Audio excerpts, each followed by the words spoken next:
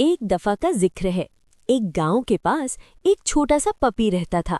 गांव के पास एक नदी थी जो आम दिनों में शांत रहती थी।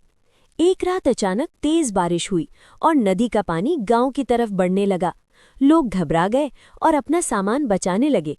तभी पपी ने देखा कि एक छोटी बकरी पानी में फंस गई है और बाहर नहीं निकल पा रही है। पपी बिना डरे नदी के किनारे दौड़ा और जोर जोर से भौंकने लगा। उसकी आवाज सुनकर गांव के लोग वहां आ गए। पपी बकरी के चारों ओर घूमकर उसे सही रास्ता दिखाता रहा।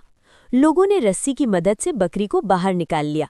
बकरी सुरक्षित थी और सब पपी की समझदारी और हिम्मत की तारीफ करने लगे। उस दिन सब ने सीखा कि मुश्किल समय में होश और हिम्मत बहुत काम आती है।